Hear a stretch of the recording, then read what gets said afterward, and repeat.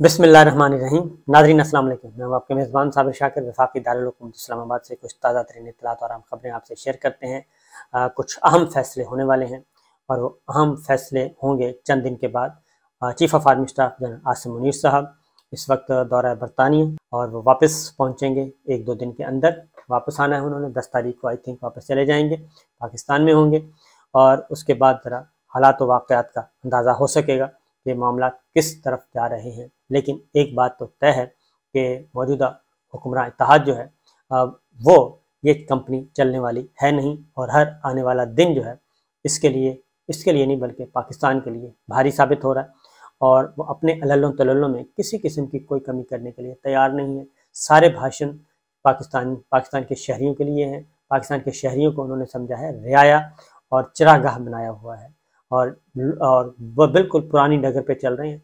और अगर ये कहा जाए कि लूट मार उसी तरीके से, उसमें किसी किस्म का कोई मुबालगा नहीं है। उसकी वजह मैं आपको बता दूं कि 172 अरकान 172 और 173 अरकान की ये वज़ीर आज़म हैं शहबाज शरीफ साहब।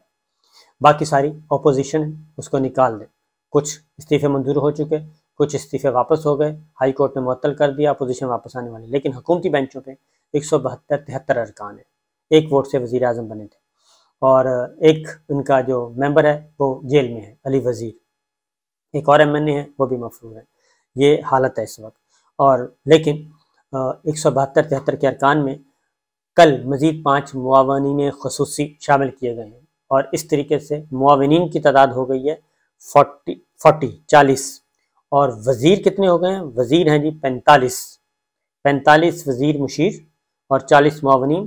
काबीना की टोटल तादाद 85 और 38 हैं स्टैंडिंग कमेटी के चेयरमैन और ये कुल मिला के हो गए 123।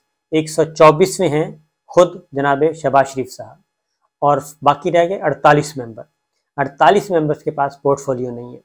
जब इनसे पूछ और ये इतनी बड़ी काबीना 172 अरकान की, रिजल्ट क्या है? 0 + 0 + 0 = 0, बल्कि 0 -0 -0 हर दिन माइनस हो रहा है।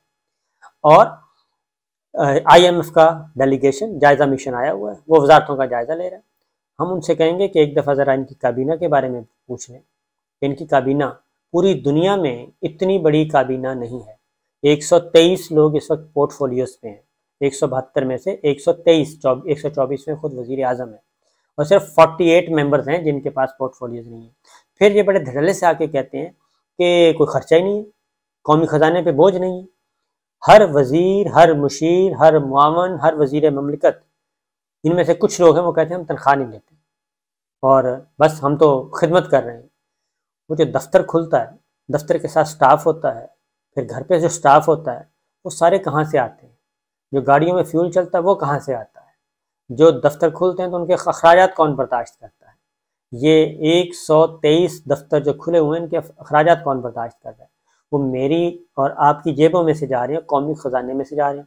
उस कौमी ख़जाने में से जो कि दुनिया का बदतरीन मकरूज़ मुल्कों में जिसका शुमार हो चुका है और सबसे बड़ी काबीना भी ये है। और मज़ीद ये कहते हैं कि हमने कंटिन्यू करना है और हम एक दिन पहले नहीं छोड़ने के लिए तैयार। ये चाहते हैं कि हम एक साल मज़ीद इजाफा करेंगे। आप ये देखें कि जैसे जैसे दिन गुजरते जा रहे हैं ब्लैक मेलिंग में इजाफा। हर मेंबर जो है वो ब्लैक मेल कर रहा है आपको, एक एक रुकन ब्लैक मेल कर रहा है कि मेरे राइट वाले को बना दिया तो मुझ में क्या कमी है, मुझे भी बनाएं। उसको बनाते हैं तो फिर अगला कहता है कि मुझे भी बनाएं। तो इस तरीके से ये सारे पोर्टफोलियोज ले रहे हैं। झंडे लगाए, झंडे वाली गाड़ियाँ हैं, इसको एंजॉय करना है। फिर ये कहते हैं कि कौमी ख़जाने पे हम बोझ नहीं हैं। तो ये तो एक छोटी सी दास्तान है। और उसके बाद लेकिन दूसरी जानिब ये इस तरफ ये कर रहे हैं और उधर एक जायज़ा मिशन भी, एक किफ़ायतशारी मिशन बनाया हुआ है। किफ़ायतशारी मिशन हुआ है 15 रुकनी। ये 123 लोग जो हैं वो पोर्टफोलियोज के साथ हैं। किफ़ायतशारी मिशन 15 मेंबर्स का, उसको ज़िम्मे लगाए हो कि आप बताएं किफ़ायतशारी कैसे करनी है। इससे बड़ा मजाक दुनिया में कहीं और हो नहीं सकता। जो है पेट्रोल दस्तयाब नहीं है, पेट्रोल की किल्लत है, आटे की किल्लत है, अद्वियात की किल्लत है। हर जो कारोबार का हर कारोबारी जो है, हर इंडस्ट्री जो है उसके हाथों ये ब्लैकमेल हो रही है और इंडस्ट्रीज बंद हो रही हैं। कारें बनाने में कारसाज कंपनियाँ बंद हो रही हैं और फार्मास्यूटिकल कंपनीज वो अलग से कह रही हैं कि जी हम भी अपनी प्रोडक्शन बंद कर रहे हैं।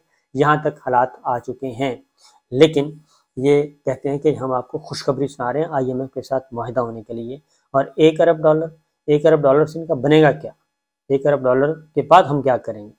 یعنی کہ دیر پا پالیسی کوئی نہیں ہے، مختصر پالیسیاں ہیں، اس لیے حالات جو ہیں اب اپنے کام سارے کر رہے ہیں، اپنے سارے کام ان کے ہو گئے ہیں، ان میں سے کوئی بالکل برق رفتاری سے ہو رہے ہیں اور مزید ہو رہے ہیں مقدمات، ہر روز ایک مقدمہ ختم ہو رہا ہے، ہر روز ایک مقدمہ ختم ہو رہا ہے، اور وہ ردی کی ٹوکری میں جا رہا ہے یا ڈسٹ بن میں جا رہا ہے یا اس کو بند کر کے رکھا جا رہا ہے۔ یہ ہے سچویشن، اپنا بھی، اپنے رشتہ داروں کا بھی، آگے ان کے رشتہ داروں کا بھی، اپنے دوستوں کا بھی، وہ ایک پوری کی پوری کمپنی۔ تو اس وقت ملک جو ہے وہ ایک کارٹل کے دسترس میں ہے، یہ مافیاز مختلف جو ہیں یہ مافیاز کی شکل اختیار کر چکے ہیں۔ ایک اور کام بھی انہوں نے کیا ہے، وہ ضمنی الیکشن تو خیر روک دی ہیں، 43 ممبرز کے تو روکی گئے ہیں۔ ایک اور کام بھی انہوں نے کیا ہے، قومی پارلیمنٹ کا جوائنٹ سیشن بلایا، اور جوائنٹ سیشن میں بلدیاتی انتخابات اسلام آباد کے وہ نہیں ہونے دیے۔ 8 جنوری کو الیکشن کمیشن نے کہا تھا ہم تیار ہیں، لیکن وہ اسلام آباد ہائی کورٹ میں پینڈنگ پڑا، اس کو سنا نہیں جا رہا۔ آج سن لیا، اس کے بعد ہفتے کی تاریخ، اس کے بعد 2 ہفتے کی تاریخ، اور اب لیجسلیشن ہو گئی ہے، یعنی یہ باقاعدہ طور پہ ایک فیسیلیٹیشن سینٹر ہے۔ تو یہ آج انہوں نے بل بھی منظور کر لیا، اور اس میں میئر اور ڈپٹی میئر کا براہ راست انتخاب نہیں ہوگا، اور جو فیڈرل گورنمنٹ چاہتی تھی اس کے اکارڈنگلی ہوگا۔ یہاں پہ فائدہ تھا، یہاں پہ مسلم لیگ نون نے فائدہ اٹھانا تھا، اس کے لیے الیکشن بھی رک گیا اور توہین عدالت کی کارروائی بھی نہیں ہو رہی، سب کچھ حالانکہ اسلام آباد ہائی کورٹ کا آرڈر ہے۔ جبکہ دوسری طرف بلدیاتی الیکشن MQM کا کراچی میں ہونا تھا، وہ الیکشن نہیں رک سکا، اس میں پاکستان پیپلز پارٹی بڑی اتحادی تھی، اس لیے اس کے ساتھ نہیں ہو رہا۔ تو یہ چیزیں چل رہی ہیں، لیکن ان سب کے باوجود پھر ایک اور مطالبہ کیا گیا، اور وہ اسد عمر صاحب نے کیا۔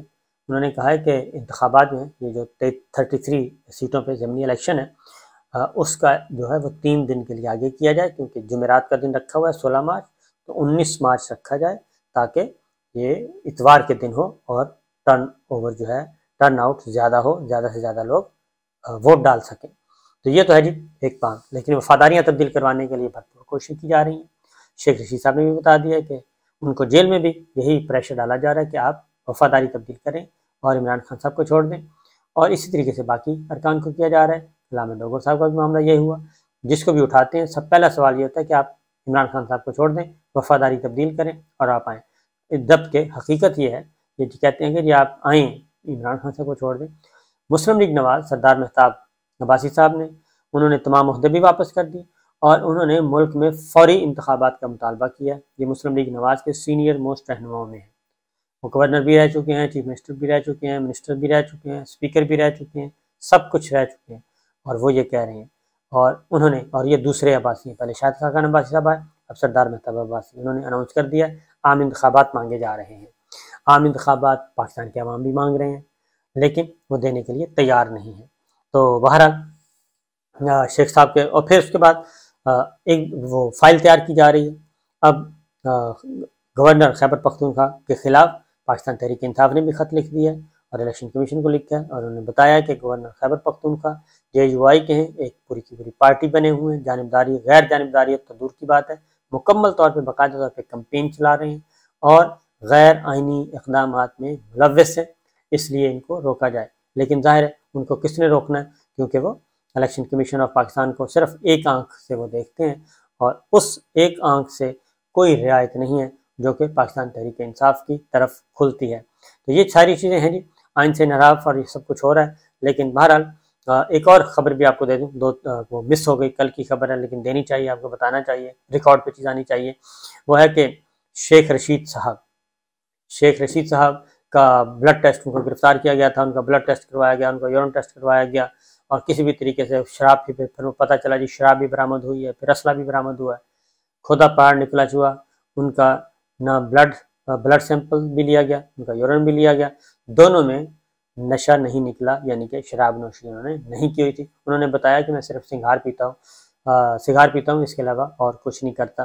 لیکن بہرحال پھر ایک چھوٹے چھوٹے لطیفے آپ کو سناتا ہوں، لطیفے بڑے مزے کے ہیں، اس وقت پاگل ہوئے ہیں بنیادی طور پہ۔ تو پنجاب نے کیا کہا ہے، پنجاب نے الیکشن ملتوی کرنے کا بہانہ، انہوں نے کہا چونکہ رمضان المبارک میں جو پولیس ہے وہ مساجد میں ڈیوٹی دیتی ہے، سیکورٹی پرووائڈ کرنی ہوتی ہے، اس لیے پنجاب میں بھی دہشت گردی ایک نئی لہر آ رہی ہے، اور اس نئی لہر کی وجہ سے ہم آپ کو سیکورٹی پرووائڈ نہیں کر سکتے، اور اس لیے ہم الیکشن میں کوئی آپ کی مدد نہیں کر سکتے۔